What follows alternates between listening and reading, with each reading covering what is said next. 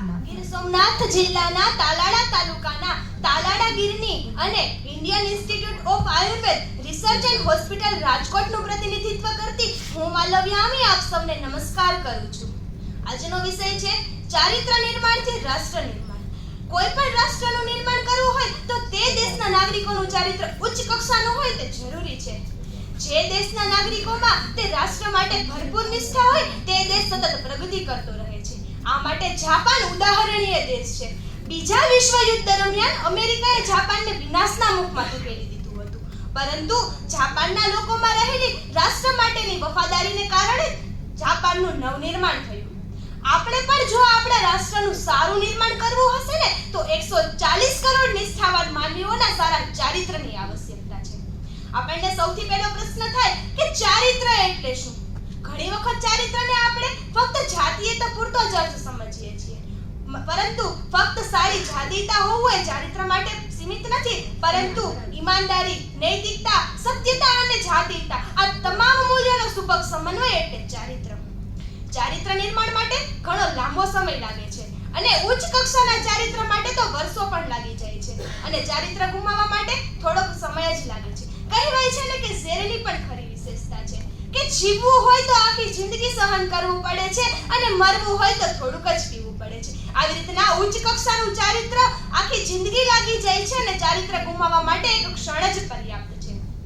ચારિત્ર નિર્માણ માટે આપણે ઘણા એવા ગુણો આત્મસાત કરવા પડે છે, જેમ કે હાલના સમયમાં મૃતપાય થઈ જતી ઈમાનદારી. આપણે ઈમાનદારીપૂર્વક વર્તવું જોઈએ. ઈમાનદારી પણ ચારિત્ર નિર્માણ માટે આત્મસાત કરવા જેવો ગુણ છે.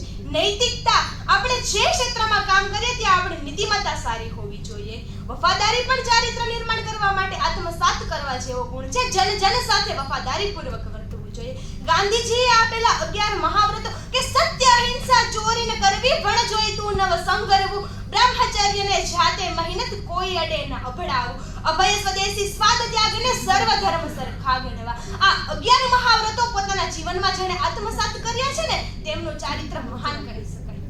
આપણા માનનીય વડાપ્રધાન નરેન્દ્રભાઈ મોદી પણ પોતાના વક્તવ્યમાં ઘણી વખત કહે છે કે ભારત દેશ યુવા દેશ છે, અર્થાત ભારતમાં બાળકો અને વૃદ્ધોની સરખામણીમાં યુવાનોની સંખ્યા ઘણી વધારે છે. આ યુવાનોમાં સાહસિકતા, નિડરતા અને ઈચ્છા શક્તિ જેવા ગુણોથી ભરપૂર છે. આ યુવાનોને જો યોગ્ય માર્ગમાં વાળવામાં આવશે તો રાષ્ટ્ર નિર્માણ કરવામાં આ યુવાનો સિંહ ફાળો આપી શકે તેમ છે. પરંતુ કમનસીબે આજના યુવાનો મોબાઈલનો દુરુપયોગ કરીને પોતાનો મોટાભાગનો સમય તેમાં જ વેડફી રહ્યા છે.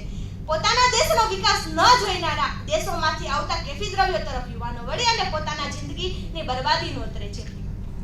માટે યુવાનો પોતાને બરબાદ કરતા તત્વોને ઓળખો અને ખોટી લાલચનો શિકાર ના બનો. કહેવાય છે ને કે કપડાને સાફ કરવા હોય તો તેને ધોવા પડે છે, પરંતુ કપડાને મેલા કરવા ધૂળમાં આળોટવા નથી જવું પડતું. આવી રીતે અશ્લીલતા પણ આપણામાં આપોઆપ આવી જાય છે. આપણે કેવા ચલચિત્રો નિહાળીએ છીએ, મોબાઈલમાં શું જોઈએ છીએ તેના પર અશ્લીલતાનો આધાર છે. આજના યુવાનને રામાયણ, મહાભારત, ભગવદ ગીતા કે પુરાણ વાંચવાનો સમય નથી, પરંતુ આજનો યુવાન અશ્લીલ સાહિત્ય મેળવીને જરૂર વાંચે છે.